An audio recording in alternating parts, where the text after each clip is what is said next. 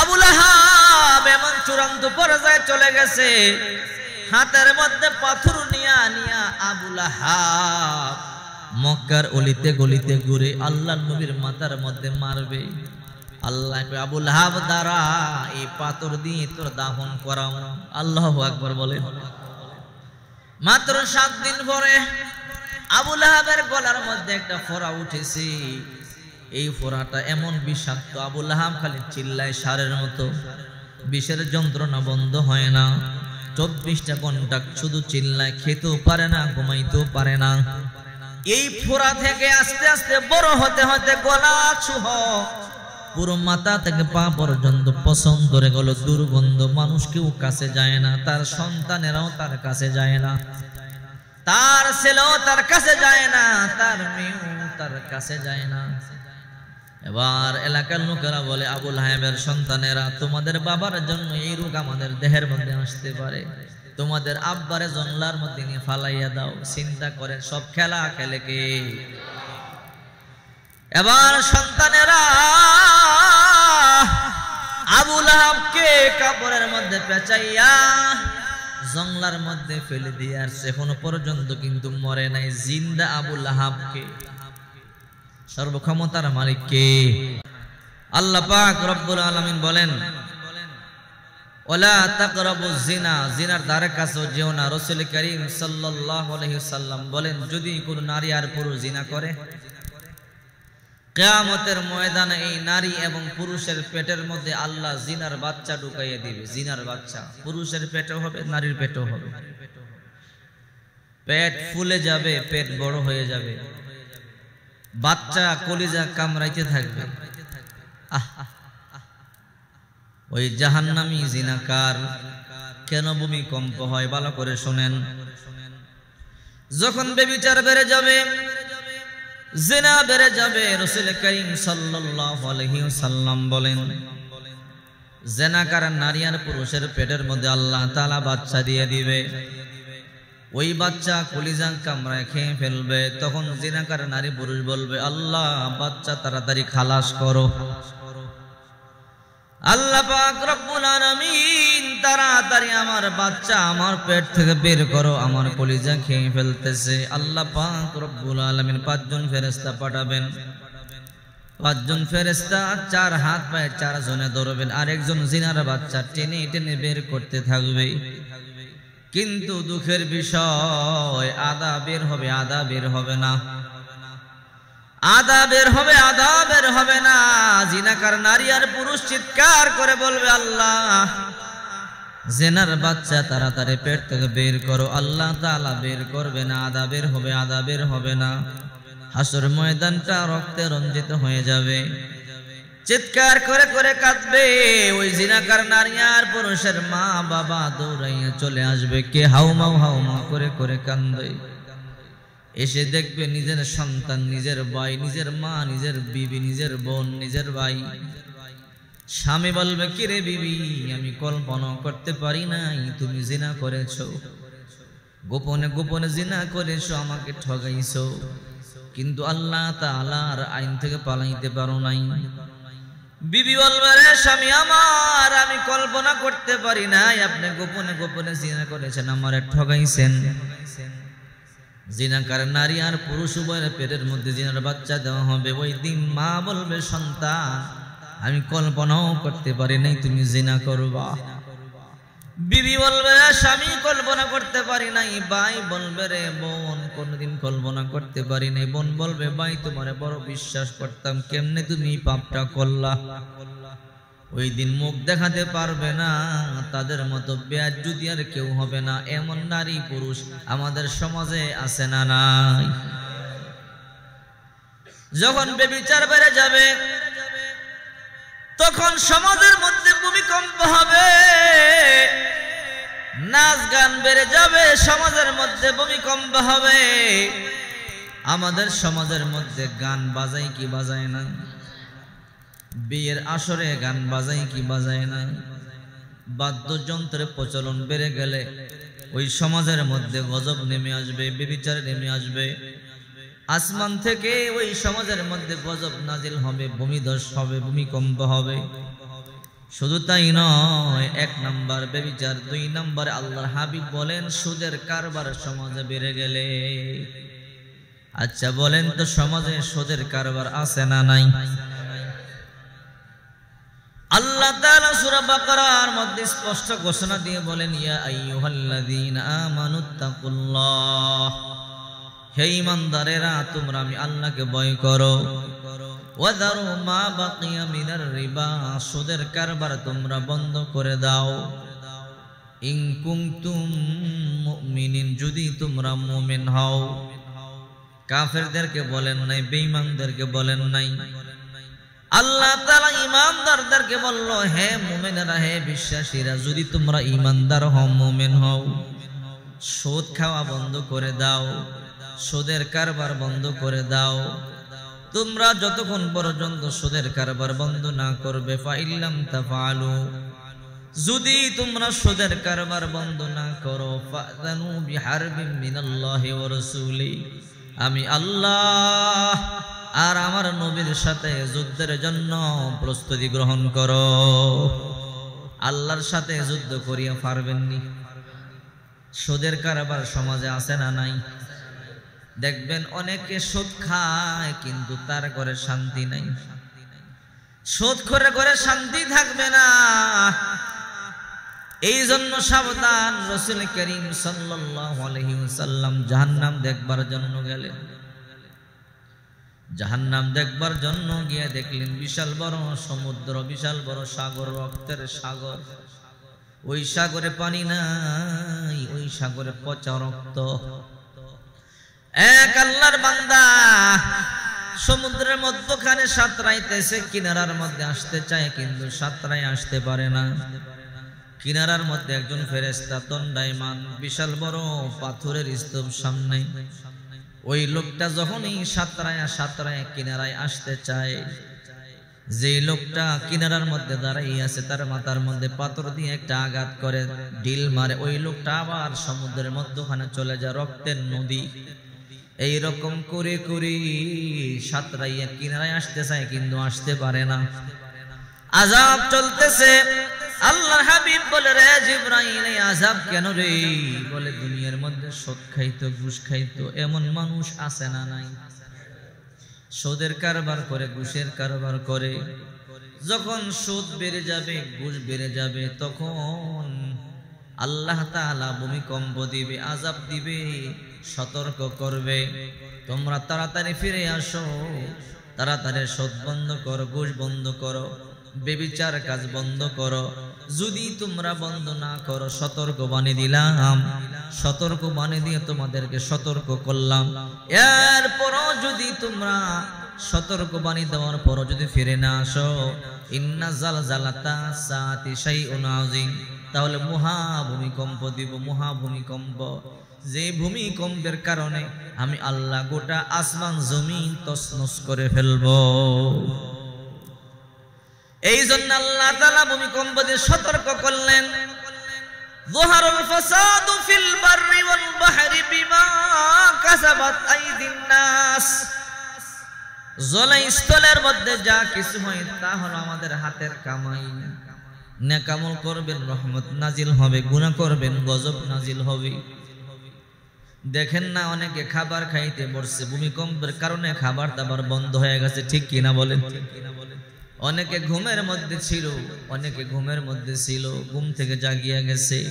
দোকানদার দোকানে ব্যবসা করতেছে, ভিডিও ফুটেজের মধ্যে দেখলাম সিসি ক্যামেরায় দোকানের বেচা কিনা বন্ধ করিয়া দোকান থেকে দৌড়াইয়া ফালাইছে। কথা বলেন ঠিক কিনা?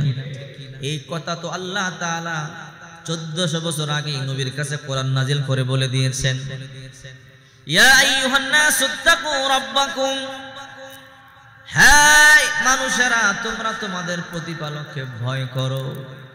ইন্না জালজালাতাস সাআতি শাইউন আযীম, নিশ্চয় কিয়ামতের কম্পন বড় ভয়ঙ্কর কম্পন। ইয়াউমা তারাউনাহা, সেদিন দেখবা, তাযহালু কুল্লু মুরদিআতিন আম্মা আরদাত ওয়া তাদউ কুল্লু যাতি হামলিন হামলাহা। ওই দিন প্রত্যেক স্তন্যদাত্রী মা, যেই মা দুধের শিশুকে দুধ পান করায়, ওই দিন এমন ভূমিকম্প হবে মা দুধের সন্তানকে ডিল মারিয়া ফালাইয়া দিবে। ওই দিন এমন বড় ভূমিকম্প দিব আমি। ওই দিন ভূমিকম্পের কারণে গর্ভবতী মহিলাদের গর্ভের সন্তান এমনি খসে পড়ে যাবে। মাত্র 5.8 ডিগ্রি ভূমিকম্পের কারণে খাবার থুইয়া দৌড়, দোকান থুইয়া থোর, ঘুম থেকে জাগিয়া গেল মাত্র 5.8 ভূমিকম্পের কারণে। আর যখন 100 ডিগ্রি সমপরিমাণ ভূমিকম্প হবে ওই দিন কিন্তু দুনিয়ার জায়গা থাকবে না, আসমান ভেঙে পড়বে, জমিন দেবে যাবে। ঠিক কিনা বলেন? আরে 5.8 মাত্রা ভূমিকম্পের কারণে ঘুম শেষ, খাবার শেষ, দোকানের বেচা বিক্রি শেষ। আর যখন আল্লাহ 100 ডিগ্রি 1000 ডিগ্রি সমপরিমাণ ভূমিকম্প দিবে ওই দিন কি আমরা কেউ স্থির থাকতে পারবো? এই জন্য আল্লাহ পাক রব্বুল আলামিন বলেন, ইয়াউমা তারাউনাহা তাযহালু কুল্লু মুরদিয়াতিন আম্মা আরদাত ওয়া তাদউ কুল্লু যাতি হামলিন হামলাহা ওয়া তারান নাসা সুকারা ওয়া মা হুম বিসুকারা ওয়ালাকিন্না আযাবাল্লাহি শাদীদ। তোমরা যখন নাফরমানি করবে, তোমরা যখন আমি আল্লাহর গোলামি ছেড়ে দিবে, আমি এমন ভূমিকম্প দিব সন্তান তার মাকে কোল থেকে ডিল মেরে ফেলে দিবে। শুধু তাই নয়, গর্ভবতী তার সন্তান অটোমেটিক খসে পড়ে যাবে। ওই দিন কেমন ভয়ঙ্কর হবে দেখেন। আল্লাহ পাক রব্বুল আলামিন বলেন, ইদাশ শামসু কুবিরত, সূর্য আলোহীন হয়ে যাবে। আজকে সূর্য আলো দেয়, সেদিন সূর্য আলো দিবে না। ওয়াইদান নুজুমুন কাদারাত, ওই দিন তারকাগুলো মলিন হয়ে যাবে। ওয়াইদাল জিবালু সুইরাত, পাহাড়গুলো উঠতে থাকবে, প্রসারিত হবে। একটা পাহাড়ের জায়গার মধ্যে থাকবে না, এমন ভূমিকম্প আল্লাহ তাআলা দিবে। পাহাড়গুলো উড়ে উড়ে একটার সাথে আর একটা টাস টাস করিয়া বাড়ি লাগবে, আগুন জ্বলবে, আওয়াজে কানের পর্দা ফেটে যাবে। ওয়াইদাল জিবালু সুইরাত, পাহাড়গুলো প্রসারিত হবে। ওয়াইদাল ইশারু উত্তিলাত, ওই দিন 10 মাসের গর্ভবতী উষ্টি সমূহ বিক্ষিপ্ত হবে। মানুষের সবচেয়ে দামি সম্পদ ছিল ওট আগের জমানায়। আল্লাহ তাআলা বলে, এই জন্য ওটের দিকে লক্ষ্য করে বলে, ওই দিন এমন হবে গাবিন ওট বাচ্চা দিবে বাপ, ওই ওটের প্রতিও মানুষ বিক্ষেপ করবে না। ওয়াইদাল উশুশু হুশিরাত, বন্য পশুরা একত্রিত হয়ে যাবে, এমন ভূমিকম্প আল্লাহ তাআলা দিবে, এমন প্রকম্পন আল্লাহ তাআলা দিবে। আহারে, আজকে হরিণে বাঘ দেখলে পালায়, বাঘে হরিণ দৌড়ায়। ওই দিন বাঘ হরিণ সামনাসামনি দাঁড়ায় থাকবে, ওই দিন কেউ কাউকে দৌড়াবার মতো সাহস থাকবে না।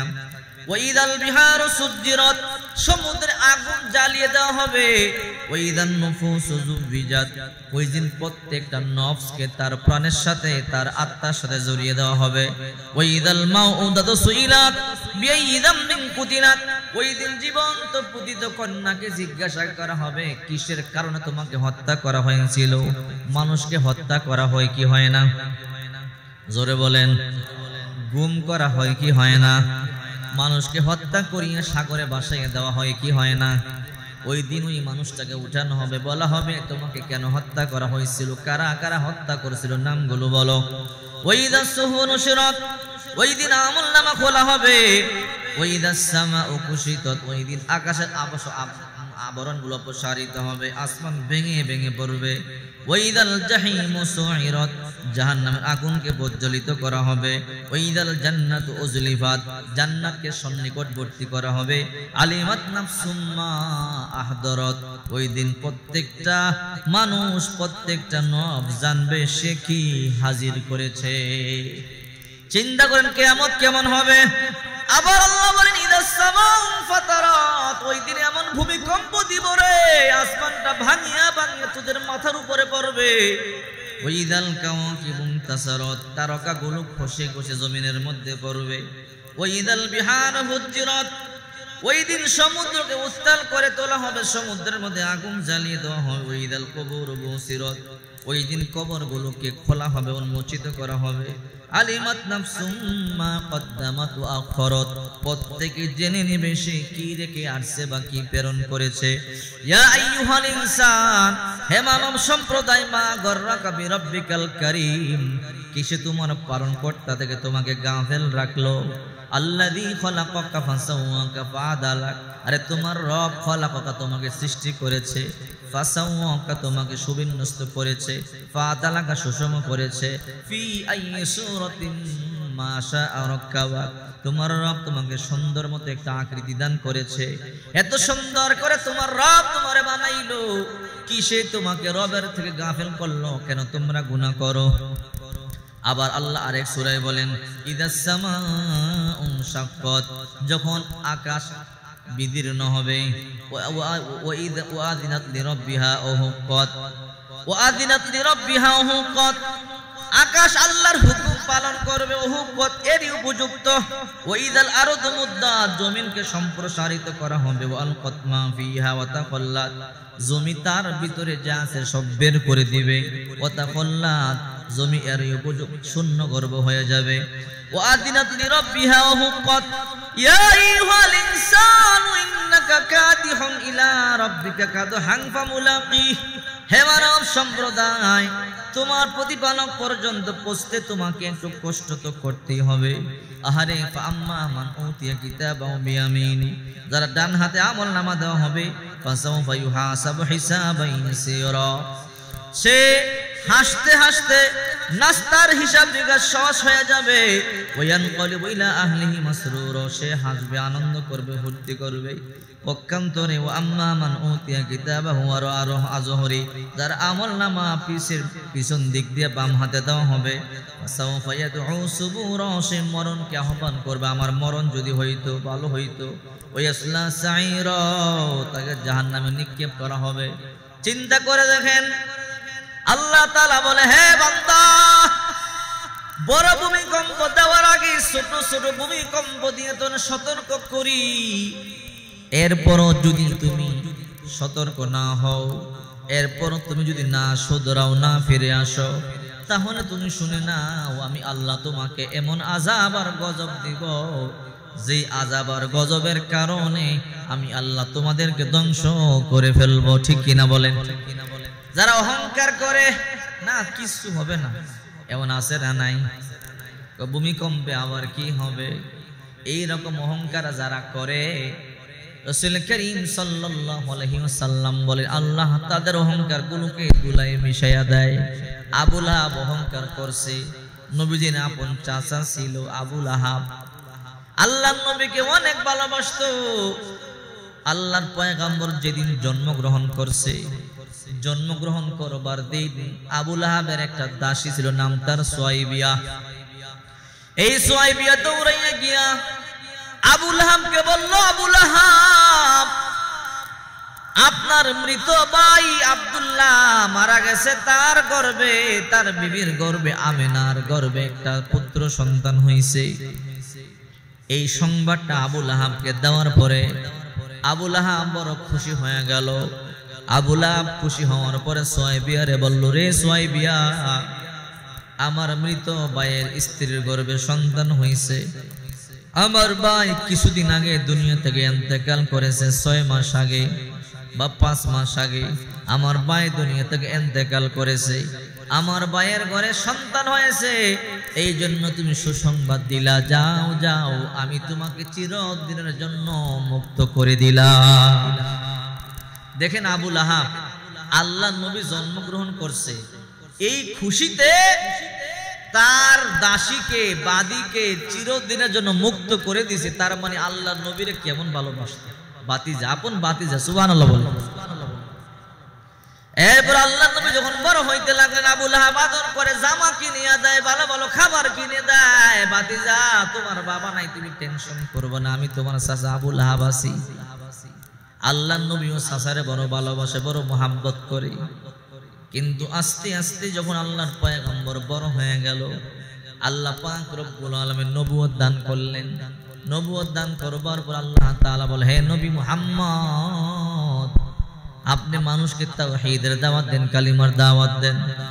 লাত আর মানত উজ্জার পূজা করতে নিষেধ করেন। আল্লাহর হাবিব রাহমাতুল লিল আলামিন বিশ্বনবী মুহাম্মদ সাল্লাল্লাহু আলাইহি ওয়াসাল্লাম মানুষকে কালিমার দাওয়াত দেওয়া শুরু করলো। আবু লাহাবকে দাওয়াত দিল, চাচা আমি একটা কথা বলবো, কথাটা শুনবার জন্য ওই যে মক্কার পাশে সাফা পাহাড় আছে না নাই, সাফা পাহাড়ের ব্যাপারে আল্লাহ পাক রব্বুল আলামিন বলেন ইন্নাস সাফা ওয়াল মারওয়াতা মিন শাআইরিল্লাহ। সাফা এবং মারওয়া পাহাড়ের ব্যাপারে আল্লাহ পাক রব্বুল আলামিন কুরআনুল কারীমের মধ্যে বলেছেন সাফা মারওয়াটা নিদর্শন। সাফা পাহাড়ের উপরে আল্লাহর পয়গম্বর দাঁড়াইয়া বলে, ও চাচা আবু লাহাব, আপনি মক্কার নেতা, মক্কার লিডার, আপনি আমারে কেমন মোহাব্বত করেন, কেমন ভালোবাসেন? আল্লাহর নবীকে আবু লাহাব বলে, বাতিজা তোমারে আমি এত ভালোবাসি, এত মোহাব্বত করি, তুমি জন্মগ্রহণ করেছো, এই জন্য খুশির কারণে আমি আমার দাসী সুয়াইবিয়াকে মুক্ত করে দিয়েছি, কেমন খুশি আমি হইলাম। ও চাচা আপনি আমারে কেমন ভালোবাসেন? বলে তোমার অনেক ভালোবাসি চাচা, আমার কেমন, তোমার নাম আল আমিন, তোমাকে আমরা বড় বিশ্বাস করি। রাসূল করিম সাল্লাল্লাহু আলাইহি ওয়াসাল্লাম বলেন, এত বিশ্বাস করি তোমার কথা মিথ্যা হতে পারে না। চিন্তা করে দেখেন, আল আমিন বিশ্বাসী, নবীজির কাছে আমানত রাখতো, যেই টাকাটা আল্লাহ নবীর কাছে জমা রাখতো 10 বছর পরে চাইলেও ওই টাকাটাই আল্লাহ নবী ফিরাইয়া দিতেন। সুবহানাল্লাহ বলেন। এই জন্য মক্কার লোকেরা আল্লাহর পয়গম্বরের কাছে স্বর্ণ গহনা টাকা পয়সা জমা রাখতো, যখনই চাইতো ওই সম্পদটাই দিত। বর্তমান আমাদের সমাজে আমানতের খেয়ানত করে আছে না নাই? টাকা ঋণ নিয়ে ঠিক মতো দেয় না, আছে না নাই? তরকারি কিনিয়া গরিবের টাকা দেয় না, মাইরা খায়, আছে না নাই? আহারে রাসূল করিম সাল্লাল্লাহু আলাইহি ওয়াসাল্লাম বলেন, যার ভিতরে 3টা আলামত আছে সে মুনাফিক। আয়াতুল মুনাফিকি সালাত, মুনাফিকের আলামত 3টা। কয়টা? 1 নম্বর ইদা হাদাসা কাযাবা, যখন কথা বলে মিথ্যা কথা বলে, আছে না নাই? ও ইদা ওয়াদা ওয়াখলাফা আখলাফা, যখন ওয়াদা করে তখন ওয়াদা ভঙ্গ করে। ওই ইদা তুমিনা খানা, যখন আমানত রাখে আমানতের খেয়ানত করে, আছে না নাই? আবু লাহাব বলে, বাতিজা মুহাম্মদ তোমারে বড় বিশ্বাস করি, তোমারে বড় ভালোবাসি, এই জন্য তোমার কাছে আমানত রাখি, তোমারে আল আমিন বলি। আল্লাহর হাবিব বলে, চাচা আজকে একটা কথা বলবো, আমার কথা রাখবেন কিনা বলেন। বলে, কি কথা? যা বলবো তাই রাখবো। বলো, চাচা আমি নবী মুহাম্মদ নবুয়ত পাইলাম, লাতের পূজা লাত মানত উজ্জার পূজা ছাড়েন, এক রবের গোলামি করেন, এক আল্লাহর ইবাদত বندگی করেন। ও চাচা লাত মানত উজ্জা হুবল দেবতার পূজা ছাড়েন। আল্লাহর পয়গম্বর যখন এই কথা বললো, বলতে দেরি আবু লাহাব প্রথমে লাফ দিয়ে দাঁড়াইয়া বলে, তাব্বান লাকা আলিহাদা জামাতানা, মুহাম্মদ তুমি ধ্বংস হও, এই জন্যই কি আমাদেরকে ডাকছো? নাউজুবিল্লাহ বলে। একটু আগে বলে, ও বাতিজা তোমারে আমরা এমন বিশ্বাস করি, তুমি কোনোদিন মিথ্যা কথা বলতে পারো না, এই জন্য তোমাকে আল আমিন উপাধি দিয়েছি। কিন্তু আজকে নতুন ধর্মের দাওয়াত দাও, বাপ দাদার ধর্ম আমরা পালন করতেছি, লাত মানত উজ্জার পূজা করতেছি, আজকে নতুন ধর্মের দাওয়াত দাও, কান খাড়া করে শোনো। এ মুহাম্মদ তুমি ধ্বংস হও। আমার হাতের মধ্যে পাথর দেখছো মুহাম্মদ, এই পাথর দিয়ে আমি তোমার মাথার মধ্যে কিন্তু মারবো। নাউজুবিল্লাহ বলেন। তাব্বান লাকা লিহাযা জামাতানা, এই জন্যই কি আমাদেরকে ডাকছো, তুমি ধ্বংস হও। রাসূল করিম সাল্লাল্লাহু আলাইহি ওয়াসাল্লাম চোখের পানিগুলো সারিয়া কান্না শুরু করে দিল। আমি জন্মের পরে যেই চাচা খুশি হইয়া নিজের দাসীকে মুক্ত করে দিয়েছিল, আমাকে ভালোবেসে বেশি আল আমিন উপাধি দিয়েছিল, আমারে খাওয়াইতো, আমারে পড়াইতো, পোশাক কিনিয়ে দিত, আজকে ওই চাচা সবার সামনে বলে, তাব্বান লাকা লিহাযা জামাতানা, ও মুহাম্মদ তুমি ধ্বংস হও, এই জন্য কি আমাদেরকে ডাকছো? আল্লাহ তাআলা বলে, ও নবী আপনি কাঁদবেন না, আপনি চিৎকার করবেন না, চোখের পানিগুলো মুছে আল্লাহ তাআলা আয়াত নাযিল করলো তাব্বাত ইয়াদা আবি লাহাবি ওয়া তাব, আবু লাহাবের দুই হাত ধ্বংস হোক, ওয়া তাব সে নিজেও ধ্বংস হোক। আল্লাহু আকবার বলে। আবু লাহাব বাড়িতে চলে গেল। ও উম্মে জামিল, উম্মে জামিল তাড়াতাড়ি যাও, তোমার ভাতিজা মুহাম্মদ শাশিরে গিয়া কয় মুহাম্মদ নতুন ধর্মের দাওয়াত দেয়, মুহাম্মদকে বন্ধ করো। যদি মুহাম্মদ নতুন ধর্মের দাওয়াত দেওয়া বন্ধ না করে মুহাম্মদের মাথাটা ফাটাইয়া দিবা। আমি মুহাম্মদকে শাসন করে আসলাম, তুমি এইবার যাও। উম্মে জামিল হাতের মধ্যে দুই পাথর নিছে, দুই পাথর নিয়ে মক্কার সামনে আল্লাহর নবী রাহমাতুল লিল আলামিন মক্কার সামনে কাবার সামনে সূরা ইয়াসিন তেলাওয়াত করে। ডান পাশে আবু বকর রাদিয়াল্লাহু তাআলা আনহু বসা। আবু বকর রাদিয়াল্লাহু তাআলা আনহু বলে ও রাহমাতুল লিল আলামিন, ওই যে উম্মে জামিল আসতেছে, কিছুক্ষণ আগে আবু জাহেল আসছিল, এখন উম্মে জামিল আসতেছে, হাতের মধ্যে দুই পাথর, মনে হয় আপনার মাথার মধ্যে মারবে। নবী গো, সে মহিলা মানুষ ধরতে তো পারবো না, কেমনে বাধা দিব? আল্লাহর পয়গম্বর বলে আবু বকর তুমি বসিয়া থাকো, চিন্তা করবে না। কিছুক্ষণ পরে উম্মে জামিল আয়েশা আল্লাহর নবী ডান পাশে কোরআন তেলাওয়াত করে, আবু বকর বাম পাশে বসা। আয়েশা বলে আবু বকর তোমার বন্ধু মুহাম্মদ কই? আল্লাহু আকবার বলে। তার মানে দেখে না মুহাম্মদ কই, মুহাম্মদ রে যদি পাইতাম, এই হাতে দুইটা পাথর দেখছো তার মাথা ফাটাইয়া দিতাম। নাউজুবিল্লাহ বলে। এই কথা বলিয়া পাথরগুলো ফালাইয়া চলে গেল। যাওয়ার পর আবু বকর বলে নবী আমার, উম্মে জামিল হাতের মধ্যে দুই পাথর নিয়ে আইসা আপনার মাথার মধ্যে মারবার জন্য আসলো, আপনি আমার পাশে বসে কোরআন তেলাওয়াত করেন। উম্মে জামিল বলে তোমার মুহাম্মদ বন্ধু কই, পাইলে মাথা ফাটাইতাম। তার মানে আপনারে দেখে না, কারণটা কি? আল্লাহর হাবিব বলে আবু বকর তুমি কি কোরআন তেলাওয়াত করো না? বলে হ্যাঁ। কোরআনের মধ্যে আল্লাহ তাআলা বলেছেন ওয়া ইযা ক্বরাতাল কুরআনা জাআলনা বাইনাকা ওয়া বাইনাল লাযিনা লা ইউমিনুনা বিল আখিরাতি হিজাবাম মাসতুরা। যারা কোরআন তেলাওয়াত করে, যারা করে না, যারা পরকালকে বিশ্বাস করে আর যারা করে না, হিজাবাম মাসতুরা, তাদের মধ্যখানে আল্লাহ তাআলা কালো পর্দা টেনে দেয়। আমি কোরআন তেলাওয়াত করতেছিলাম, আমি পরকালকে বিশ্বাস করি, এই জন্য উম্মে জামিল আমার মধ্যে আল্লাহ পাক পর্দা টেনে দিয়েছে, উম্মে জামিল আমাকে দেখতে পারে নাই। আল্লাহু আকবার। আবু লাহাব বসে নাই।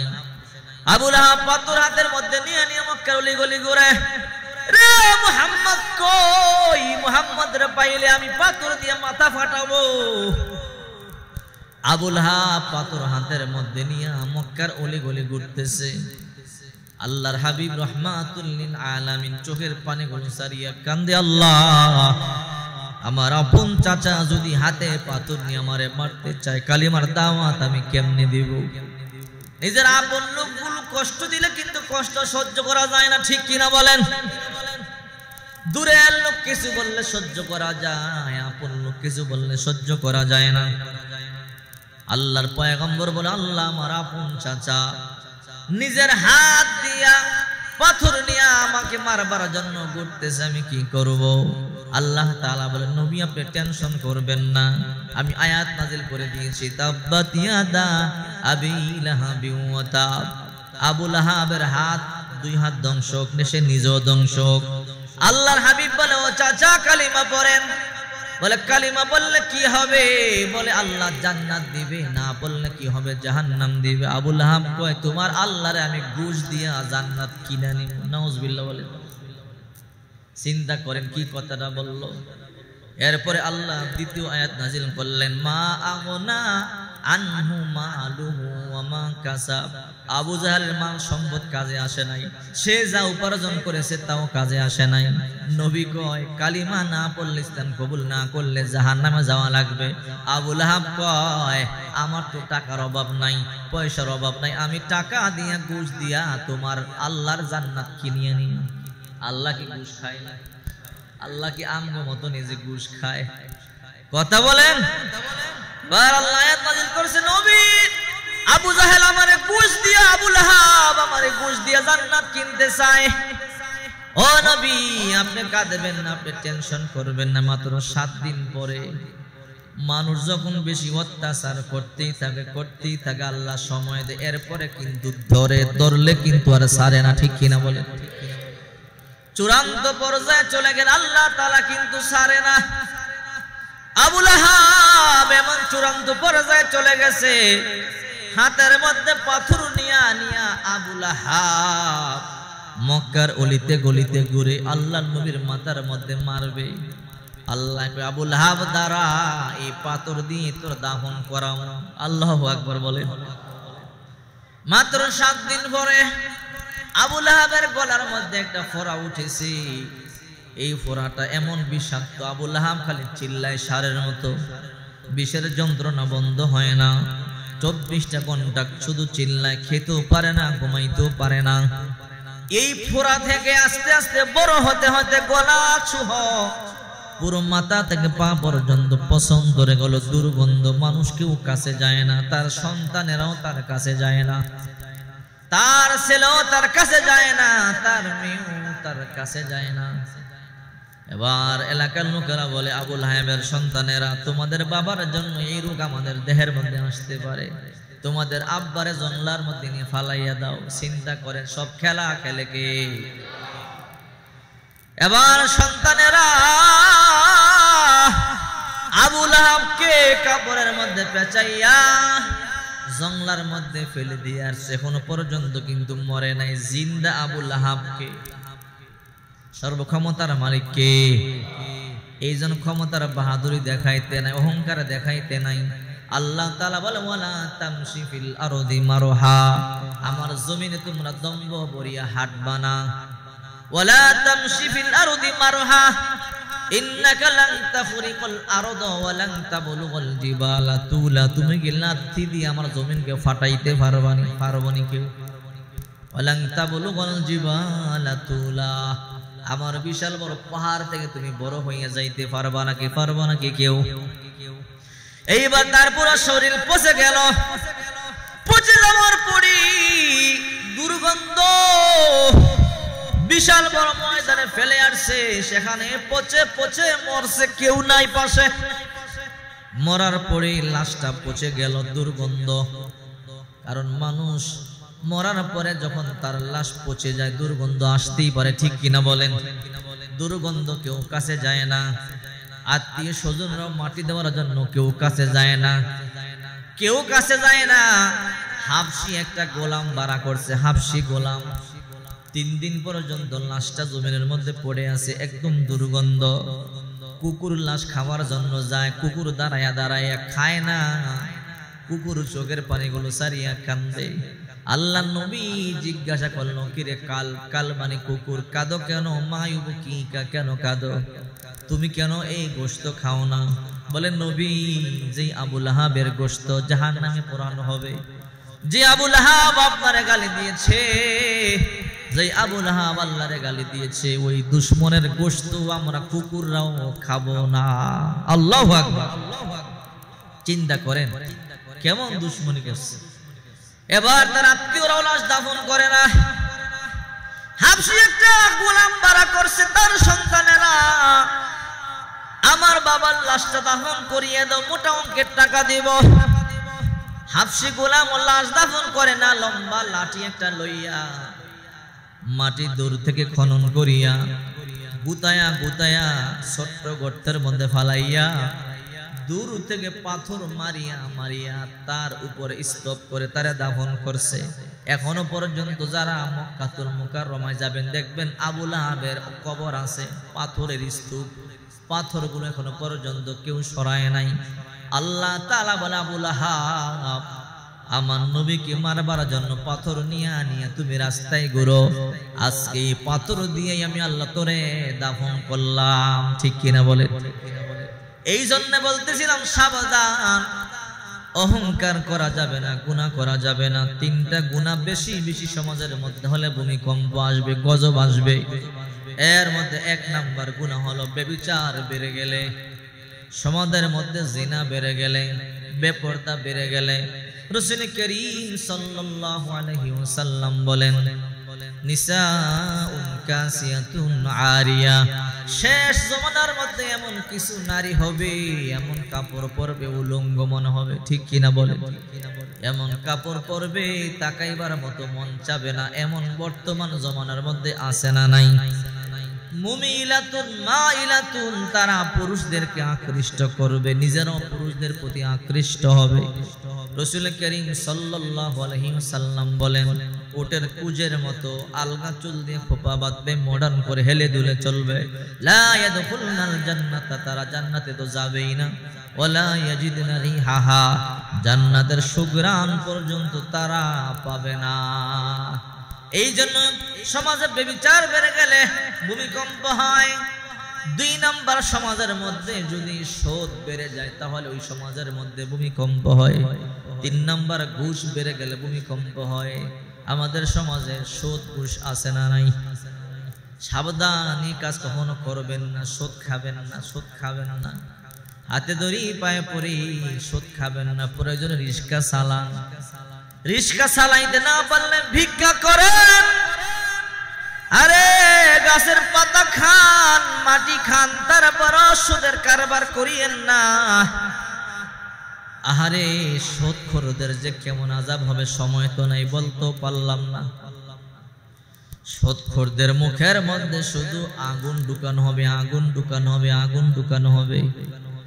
সুদখোরদের পেটটা এমন বড় হবে, 40 দিন হেঁটে হেঁটে যাইলে যত দূর পর্যন্ত যাওয়া যায় ওই রকম বড় তাদের পেট হবে। আজকে আপনি রওনা করলে 40 দিনে আপনি কোথায় যাইতে পারবেন বলেন?